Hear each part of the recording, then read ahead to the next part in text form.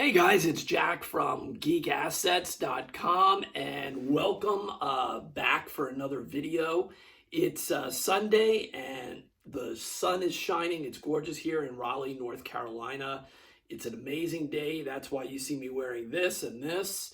I can't wait a couple of hours. I'll be back at it on the golf course, pretending like I know what I'm doing for a few holes and screwing up the rest. That's just the way it goes with golf. So before going out today, I'm going to do something that I haven't done before. I'm really finally getting into a rhythm, sending out books regularly from my personal collection to CGC. And I think I've got it down to a science a little bit more than what I was doing last year. First mistake I made last year was I used CCS or CSS or whatever it is to do the pressing, and my books were taking a lifetime to come back from them and go to CGC. So it was ridiculous. So that was before I met the number one guy who does pressing in the United States, who happens to live right in my backyard, basically. The Comic Book Presser, that's Chris. You can find him on Instagram, The Comic Book Presser, or just go to his website, The Comic Book Presser. Great guy, great customer service, great communications, and even more importantly, great work. So the last CGC that I did before meeting him, I had sent out in November. It was only 4 books. And finally, those books are coming in this week. So it was ridiculous how long. I've already sent out 1 batch that Chris did. And obviously, they were modern tiers. So I guess I'll be getting those back probably in the next, 3 weeks maybe. I don't know. I don't know what the timing is. So today, I'm going to show you books that he just gave me back. I think there's about 13 or 14 books here that I had him press before I get them packaged up to go to CGC. Remember, guys, I'm mostly a DC collector, and that doesn't mean I don't like Marvel. I love X-Men and I love Fantastic Four. So there's some interesting things in here, and I'm a big Silver Age guy, but today you're going to see stuff from my childhood. Some of these are not worth a lot of money, but I just think it'd be amazing to get them slab because they were books that I collected right off the newsstands in the 80s. So here we go. So the first book is not from my time frame, but it's a time frame that I still love to this day, which is 1960s DC Silver Age. I showed this on Instagram at Geek Assets, and here we go. It's showcase number 60. And this is the first Silver Age appearance, and I'll try to see if I can get that. That glare is not great, of the Spectre. So it's the return of the Spectre, all right? And he did a great job with this. This was in really good condition. The spine is amazing on this for a book from the 1960s. The corner has a little bit of a ding there, I guess, just a little bit of a ding. It's not bad at all, but the corners look pretty good. He did a great job. There's no real creasing on this. I showed it on Instagram and people thought it was, I think people said it was like a 7 to an 8. And I undergrade a lot of these books. I thought it was like a 6.57. They're telling me that I possibly could get even more than that on this. The staples are good. Maybe it is. Maybe I'd get an 8. I don't know. But it's a book I've had for a very long time. Another one of my favorite characters of all time. They are making a script potentially for a movie, and oh, do I hope they do this right, but who knows. This is Plastic Man. This is the return of Plastic Man in the 60s. This is the number 1 from the 60s. I don't remember exactly when. I think it was about 1966 to 68 range. But take a look at that. It does have the checkerboard top, which DC fans know. So I think it's 66, 67. I can't remember when they did that. But that's a I think it's 66. It's number 1. I think I have all of these from the 60s. I may be missing one. I didn't realize when I sent this out. My eyes are so bad. So the spine is great. He did a fantastic job on this. But there is a color breaking kind of a line or a crease going across the bottom there. You see that? It's kind of hard to see. It's very thin. It's almost unnoticeable. I didn't notice that. So that's not going to get as high of a grade as I thought. It probably with that can still get a 7.5 or a 7 maybe. Here's 80s. This is more of my time frame when I first started collecting. This is G.I. Joe #1. I have several of these. Okay, G.I. Joe #1. He did a great job with this. It's really in great condition. The spine, let's see. I don't see any ticks on the spine. The only problem with this book that I did not notice is there's a tiny little white spot. That's probably a manufacturing thing. Take a look where I don't know if you can see that right there. It's so tiny. I didn't see it. I think it's a manufacturing thing. I don't think it's some damage to the book, but I'm not sure if I'm going to be sending that in, because if it's not a 9.8 on that book, it probably isn't worth it. I'm not in love with G.I. Joe. I was never a huge fan. So it's not the same as some of these other books I'm going to be showing you, that I don't care if it's a 9.6, a 9.4, a 8.5. I love those books and they have memories for me. That book doesn't. I'm not a G.I. Joe guy. If it was a 9.6, 9.8, I'd send it in. I think with that little white mark, it can't be a 9.6 or a 9.8. But you guys can let me know. All right, so here's some really exciting stuff.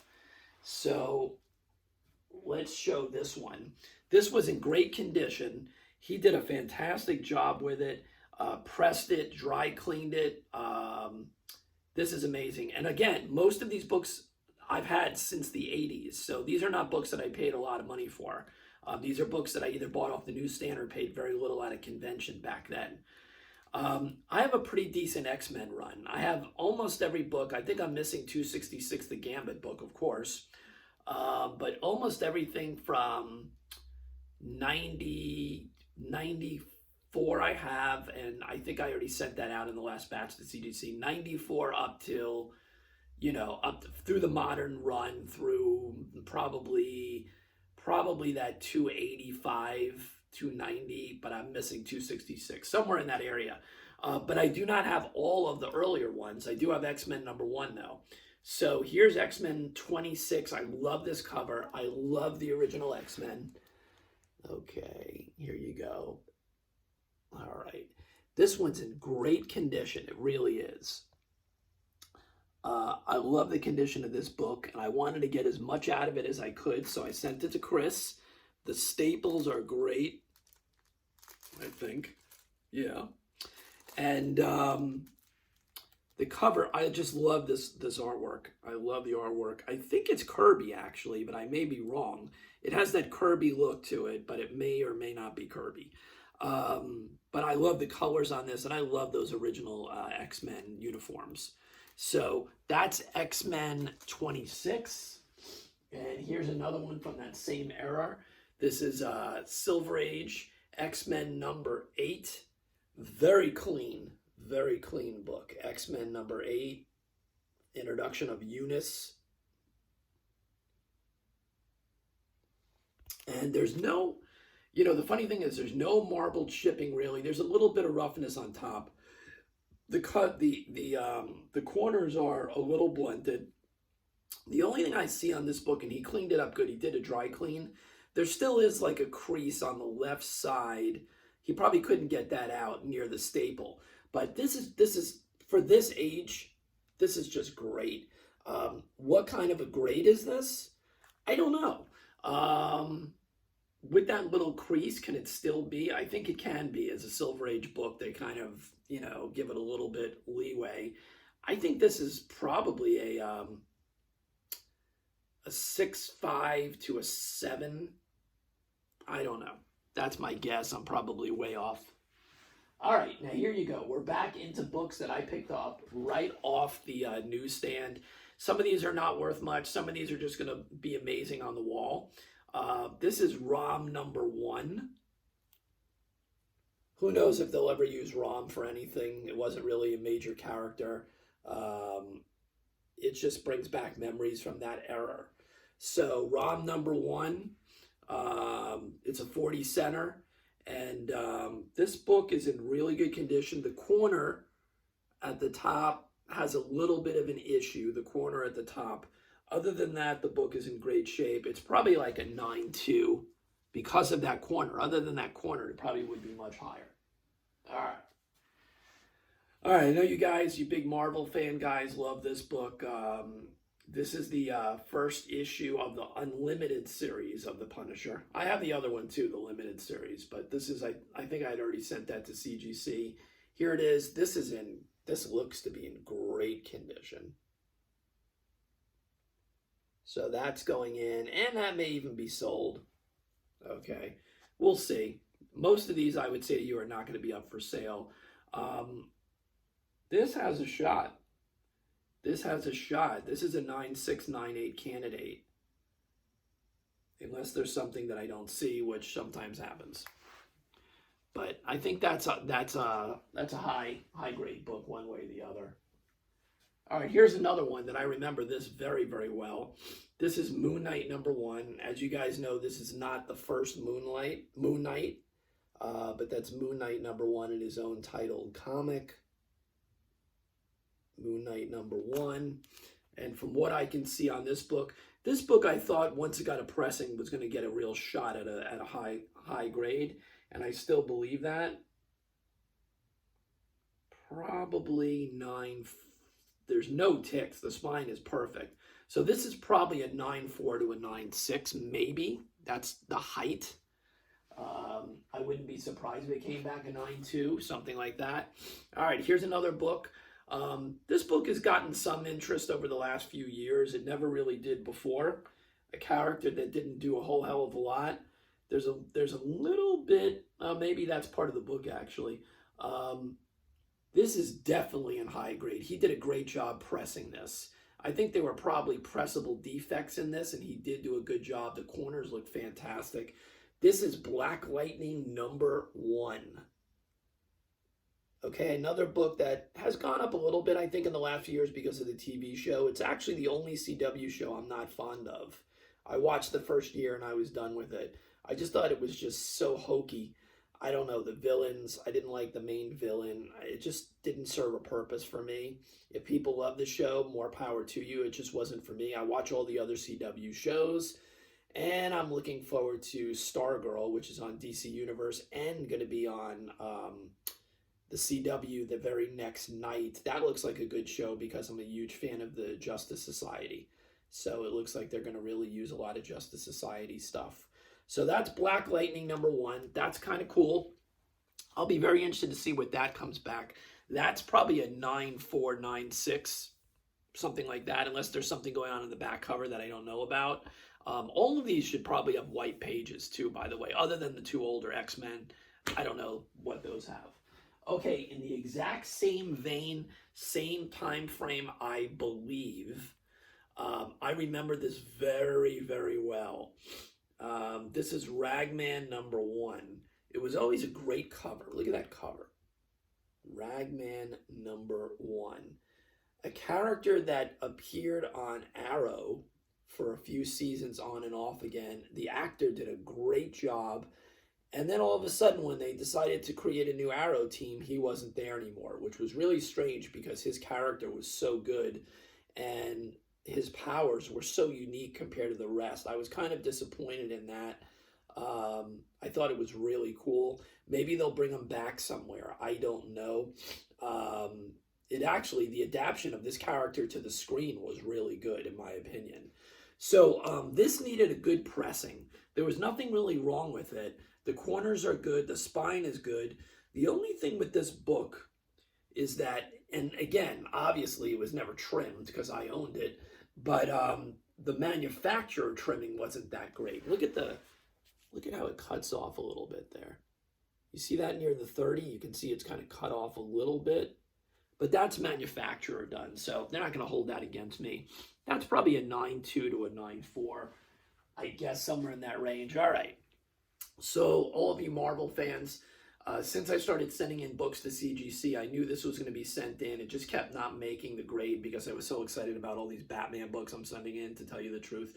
I finally sent this to him to press, and this is finally going in. And yes, I know there's a million of these on the CGC, but it's obviously one of the most popular Spider-Man books that people look to buy in the modern era.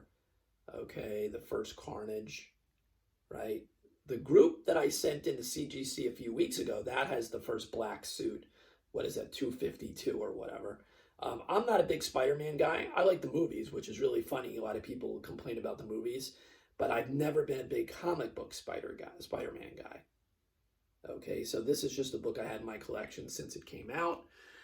This is a high grade. It was high grade when I sent it to Chris, and there's no reason to believe this is not going to come back. Hopefully a 9.6. I don't know. We'll see. All right. Now we're back to the stuff that I normally show, because I've really been focusing on my CGC stuff. Has been Batman heavy. I have a huge Batman collection. I had every Batman from the 80s and going back probably to the early 80s throughout till maybe 92, 93, 94, something like that. I have every one of those. I'm probably missing one by accident. So they were all perfect. I'm the original owner. I kept everything in great shape. This is one of my all-time favorite covers from that era. This is Batman 475 with one of my favorite villains of all time. That's the ventriloquist and Scarface. Okay, I love this cover because I love this villain. Okay, this comic is immaculate. I had him press it because I wanted to make sure. I learned that lesson early on that, you know, if you're going to bitch about what the grade is and you didn't send it to the presser, you really can't bitch about the grade if you didn't even try. So I'm doing that on everything that's ever been opened. I'm doing that on exclusives or store variants. I'm not sending those to the presser most likely, but everything else I am. So there are no ticks there. The spine is perfect. It looks like it's never been read, which of course we know it has been. The corners are perfect. Boy, would I love a 9.8 on this book on the wall. I would really love a 9.8. This is not the first appearance of the ventriloquist and Scarface. This is the first appearance of Renee Montoya, who is in the Harley Quinn movie that was just out. I always got confused. I always thought that this was the first appearance just because I couldn't remember. I do have the first appearance in a CGC, and I think it's a 9.4. It came back a few months ago. All right, moving on. From that same era, this is Batman 368. And this is, again, I'm going to get this confused. 368 is the first Tim Drake. I may have it wrong, but I think this is the first Tim Drake as Robin. Okay, Tim Drake as Robin. Again, this is going to be white pages. This has an absolutely perfect spine. The corners are perfect. This has a shot at a 9.8. Probably going to get a 9.6 or a 9.4, which is what happened the last time I said that. But there's nothing wrong with this book. It's in perfect condition. It's whatever the guy feels like that day, obviously, because this book is in absolutely perfect condition. All right, same thing. Here's the other Robin, Big Robin, one of the other Big Robin books that I didn't send in yet. This is Batman 442. 442. And I wonder if I have this backwards. I probably do. I said that one was Tim Drake. Oh, actually, we should be able to figure this out easily. No, I'm sorry. That was Jason Todd. That was Jason Todd first appearance as Robin. This one is Tim Drake. I'm sorry, with the George Perez cover. So Tim Drake came after. So this is the Tim Drake as Robin 442. So I got those backwards as always. 442. Iconic cover, really nice. Of course, one of our favorite artists from the 80s, George Perez. He was, for me and for most DC fans, he was one of the best artists in the 80s, without a doubt, obviously known for Teen Titans. So that is another first appearance. Robin from the 80s. And then we've got some of the most iconic. This is the series that Marvel fans, if you know your history, this is a DC book. This changed the world of comics, not just for DC, but for comics in general. The way that we look at event books nowadays, that there's always these big event books that bring everything together and change the quote-unquote universe, at least for a while. This is the book that started that. This is Crisis on Infinite Earths #1. And I picked my best copy of this to send in. Well, to send to Chris, the comic book presser. Okay. That's #1. I have multiples of this entire series. I just try to pick the best one. So that's number one. And after him pressing it, it was great shape to begin with, but after him pressing it, this has a shot at a 9.6, 9.8 maybe as well. One of the most iconic covers in my generation from the 80s. This is Crisis on Infinite Earths number 7, Death of Supergirl. Look at that cover. This is a George Perez cover also, you can just tell. Iconic cover. Okay, I hate that glare, I'm sorry. Okay, there you go, number 7. And if you haven't read Crisis on Infinite Earths, even if you're a Marvel guy, this is a historic book. It changed the way the DC Universe looked at the multiverse. It changed everything. And it changed the way that comic book companies can restart themselves. Let's put it that way. And we've seen that over the years with Secret Wars and many other things. Over the years, they've used it as a tool to restart and give people a starting point. So that's Crisis on Infinite Earths number 7, and I think there were 12. The other issue from that series that's the big one is the Death of Flash, and I think that's later on. I think that's the last issue, or right around the last issue. I don't have it in this box, but I'll probably be sending that in. Okay, so another Marvel book. And after I get done with all these Batman books that I'm sending into CGC from my personal collection from the 80s and prior, then I'm going to turn my attention completely to the X-Men books from the 80s and the early 90s, mainly the 80s for X-Men. I have that, like I said, I have that whole run basically other than 266. So if somebody has an extra 266 and a 9.8, and maybe you want to give me a good deal out of the goodness of your heart, and even if you don't, let me know if you have one of those and maybe we can do something. So this is one of my favorite covers of the X-Men ever, and maybe it's just because this is from 1980, and if you guys know what it is, it's X-Men 137. It's in great shape, but he did a fantastic job on this. This was a double issue. The corners look great. There are no spine ticks whatsoever. Oh, actually, right at the top, there's a little bit of a bump or a crease, whatever you want to call that. So this can't be a 9.8, I'm sure, because of that.